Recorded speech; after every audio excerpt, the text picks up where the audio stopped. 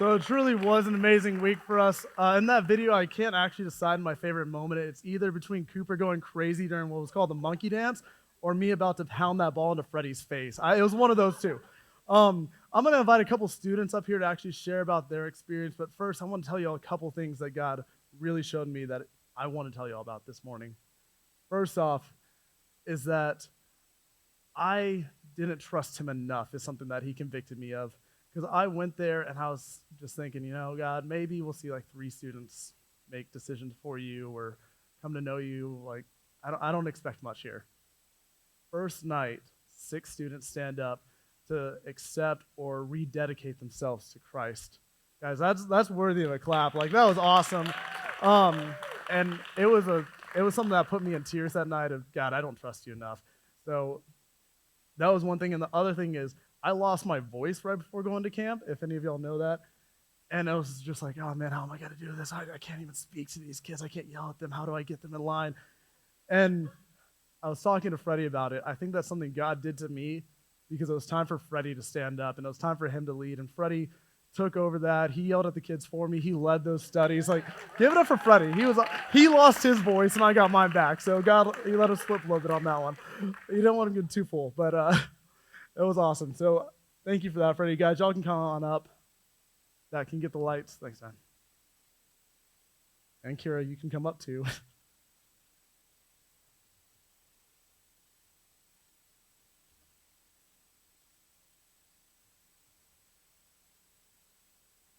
Yeah, right there.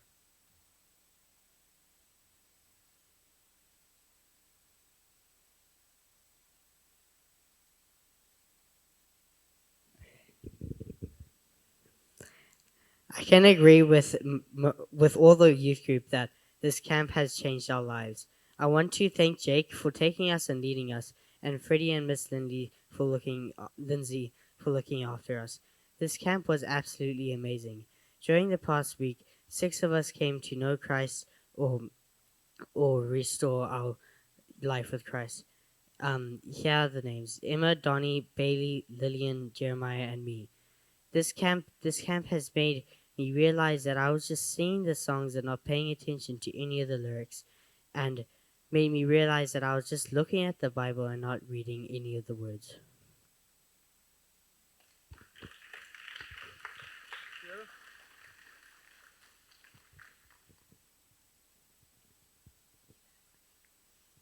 Most of you know me, but if you don't, let me introduce myself.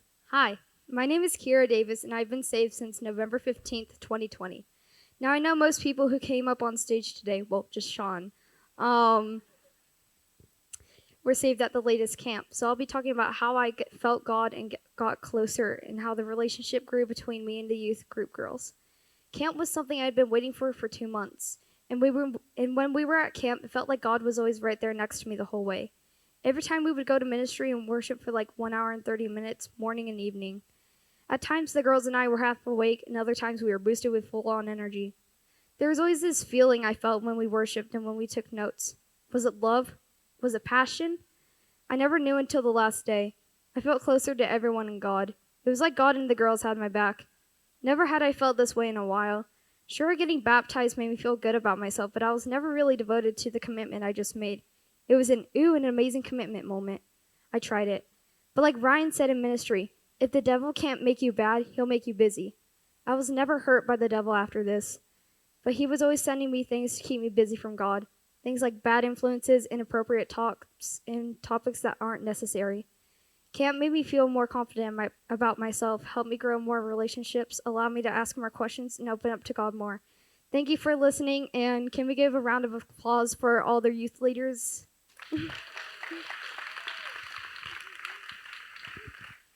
Thanks, guys. That was awesome. Now I'm actually going to invite Alan up on stage, and we are going to start. I mentioned last week how the next 3 weeks, starting this week, we're going to be doing interviews between the elders and the pastors about our own testimonies. So Peter gave me the privilege of getting to start this off because camp had a giant impact on me and led me to where I am here. So I asked for this. You, Jake.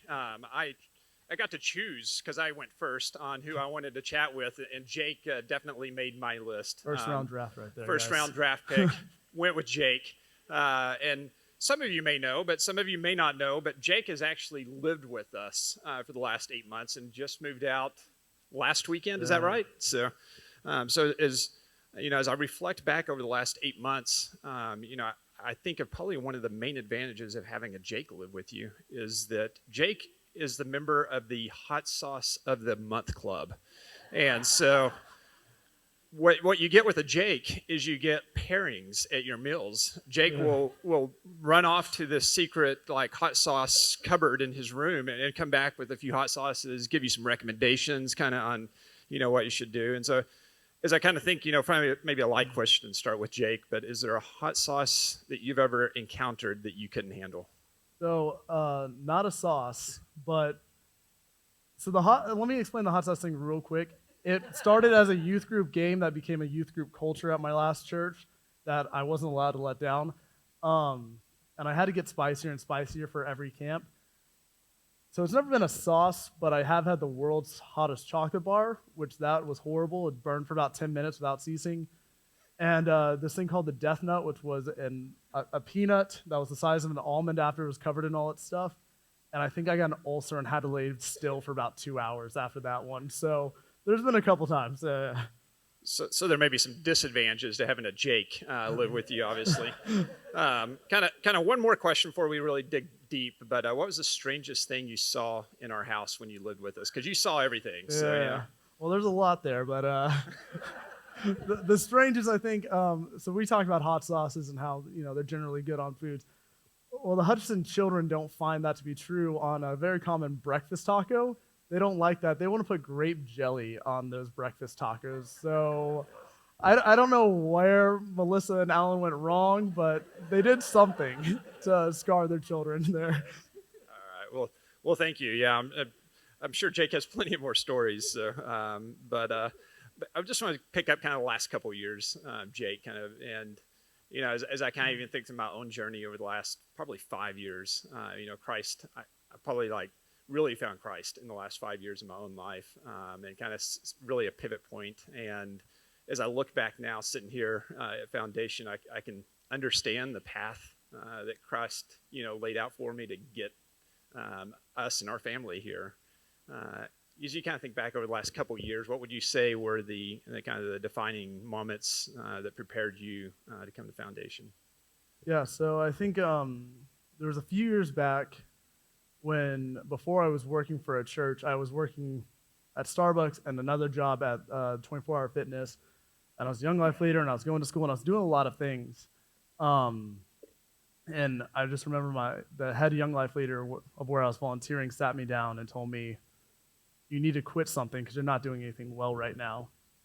And that was a time where I really had to think through that, and I ended up quitting my second job, cutting my income in about half. And it was just a real big struggle with finance-wise for about the next 6 months. And for 6 months, it was always someone would have a job for me out of nowhere that would pay just enough to get me to rent that month, or my grandfather would send me a check for $100, which I needed that $100 for rent that month or for food or whatever. And it was just, for about 6 months, God kept showing me, hey, I have you. Trust me in this. You don't have to worry. You don't have to go back to the second job because you're doing what I want you to right now, and you can trust me in this. Which, coming to Foundation, I remember talking to people, and it's like, man, I'm going somewhere where I'm not established when I'm established here in Houston. I'm going to a job that's paying a fraction of what I'm making right now at this church. I'm going to just all the unknown, and financial-wise, like adult-wise, thinking this is a stupid move. And one of my friends told me, if it wasn't you and you weren't doing this for God, I would tell you you're an idiot for accepting this job. But it was one of those things I think he really had to prepare my heart for, to say, I know I can trust you with my finances. I know you're going to care for me on this. And that was something he really had to prepare me for here. And then also just working that job at the church, getting to be around students, and realize when I went in, I wasn't ready to run a youth ministry. I wasn't ready to run a middle school ministry, much less the full youth ministry.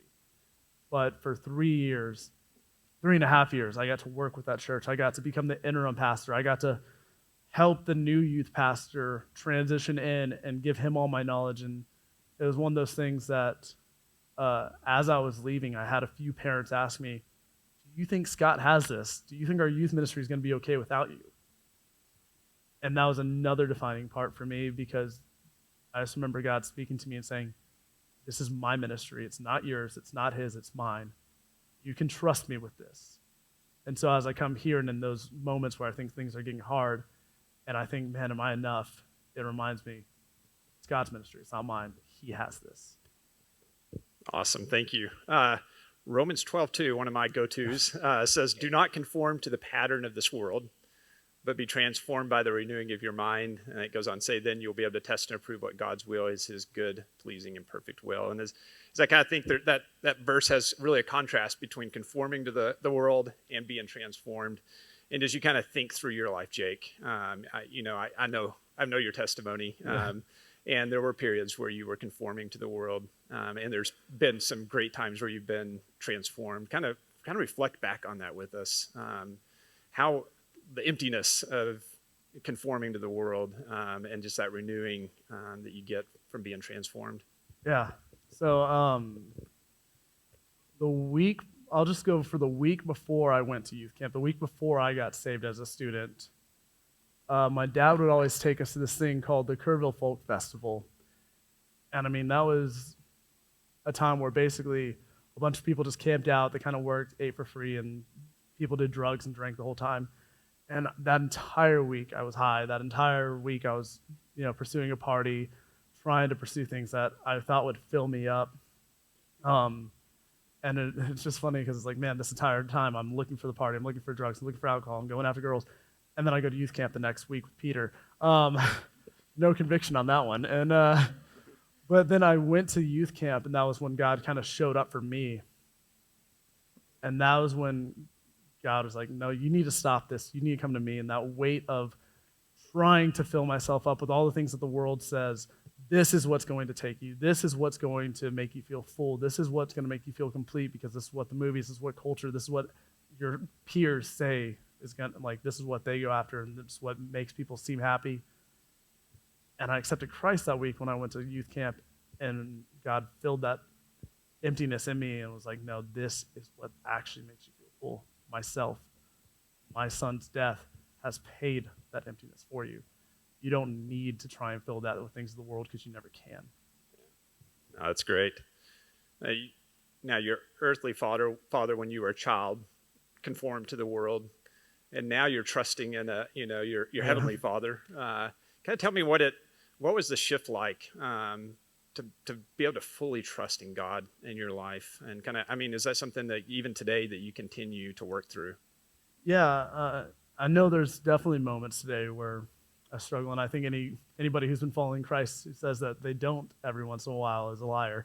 But I know that transition for me was one that it took a little while. I remember Peter telling me after youth camp, he really wasn't sure if I'd actually been saved or not. It was, let's wait and see how this is. And he told me later on, I think when I was graduating, that it was 6 months later at winter retreat, I said something, and that's when he goes, "Oh, Jake's legit." It took Peter 6 months to actually think that. But in that time, I remember it's like I slowly started cutting those things that I was chasing out of my life. There was this lack of desire that started pulling me away from those. But what pulled me away more so was, I think God, as I started trusting him more and speaking about him more to my friends, they pushed me away. So the people that I was around, the people that were those influences to me, they kind of pushed me out of their circle. They pushed me away because I was chasing after God, and that's not something they wanted, which as I look back on is a giant blessing, because it kept me from falling back into those things and being pulled back by my friends into those things. And it pushed me further into my youth group to be firmly established and have these godly friends that have helped support me through the years, and who, I get to lead youth ministry with now. Oh, that's awesome. One thing I love about your story is you had a friend named Michael who in high school didn't ask you once to come to Young Life, but you said he was persistent in that. And I think for me, that's just an example that like sometimes we're afraid to even ask our friends like once, like, about their faith, or maybe we're afraid to even like that second time, like I asked them to church and they never came. That means they just don't want to come. And that second, ask is going to be something that just like, is going to ruin their friendship. But Michael was persistent with you, right? Yeah. And I love that. What finally triggered you to like just say, okay, I guess I'll go with you to Young Life? Yeah, let me give you a little backstory on that one too. So Mikey, as we called him, he wasn't a friend of mine at that time. Let me get that one straight. He was a trainer for the football team who was also on the powerlifting team. He was a senior and I was a freshman. I had no idea who this guy really was. And what finally triggered me was he would invite me to Young Life on Monday nights, to youth group on Wednesday nights, and to Bible study on Thursday nights. So 3 times a week, I'm getting invited by this guy to go to things. And I keep making up excuses, keep telling him no. And after a couple weeks of that, I was like, man, if I go, I can just tell him I don't like it, and I never have to go again. So it was literally just let me get this guy off my back without being rude. Yeah. Gotcha. So keep asking people. I think that's the moral of the story. And people will eventually just fold because they don't want to be rude. So and their lives will be changed. I mean, you can't. You got to love that story in there. So I love camp. Just a little background on me. I worked at a summer camp for 2 summers. Actually, in college, well, right before college, I mowed the first summer. And then I saw the lifeguard sitting out there, and I thought, I want to do that next summer. That looks easier than mowing. And so I lifeguarded the next summer, and I actually met Melissa at camp. So, yes. So that's a plug right there to keep going to camps. Because they're good. And so I'd say, even as an adult, I've had some great experiences at camp. And tell me, it was on the 3rd night of camp, I guess, a decade ago for you, Jake, where you did go up. And I guess kind of tell me about that experience and tell me about your kind of like camp experiences since then where God's moved in your heart. Yeah, so with that experience, again, like I said, the week before, I was chasing everything but God. And then going to camp that week, it was just being surrounded by God. Like, you're hearing about him in the morning, in the evening. You're surrounded by people who love God and are praying. And shorts, Peter. And so it was just going to camp, and I just remember sitting there on that Wednesday night. Mike Satterfield was the guy speaking at that time. And I know God was speaking to my heart, but I didn't want to go up. And the guy right next to me, his name was Carson Honnell, he goes, hey man, I'm going up there and I think you need to join me. And I was like, you know what, I'm just not going to resist anymore if that's what's happening at this point. So I went up, and it was just at that point that I was like, God, I'm done. I need you. I'm broken and I can't feel this anymore. And since then, it's been awesome for me because, going to camp from that point on, as a student, it was great because now I'm actually getting to enjoy 100% of camp because I'm no longer just separated from God. I'm no longer sitting through this message and just trying to make it through camp, but I'm actually going and enjoying and worshiping and getting to be filled. And then going as a leader, because doing youth ministry for like 8 years now, I've gone as a leader a few times and led a few camps, even planned a few camps. The way I've seen God interact with students has been incredible since then. And I remember one of my first times leading, it was a Young Life camp, and I had 12 students, and I felt like each story was more broken than the last. And these were stories from parental physical abuse and abandonment and sexual abuse and all kinds of stuff.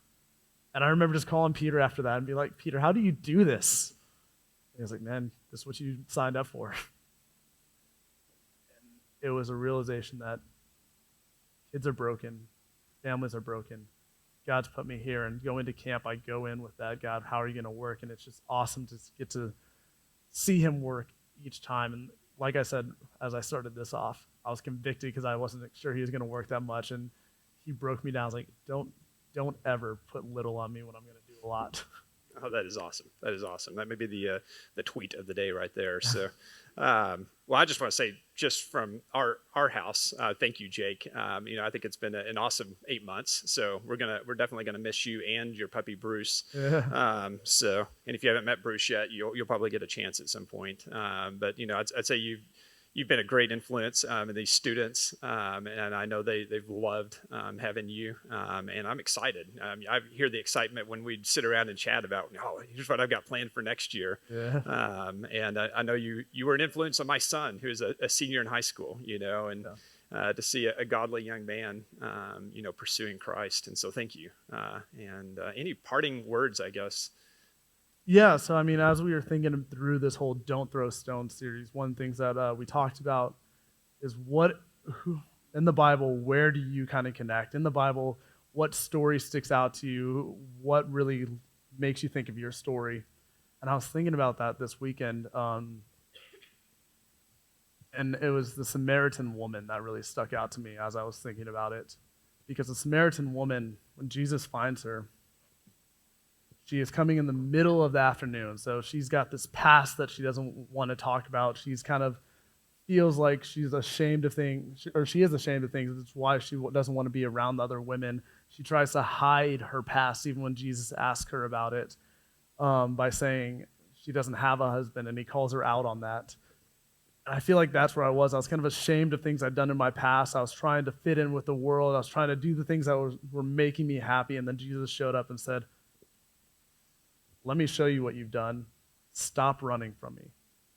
And stop trying to fill yourself, because I have the living water. I have what can fill you, and no one else has that. Thank you, Jake. Alan, if you want to pray for me. I'll take just a second to pray for us. Yeah.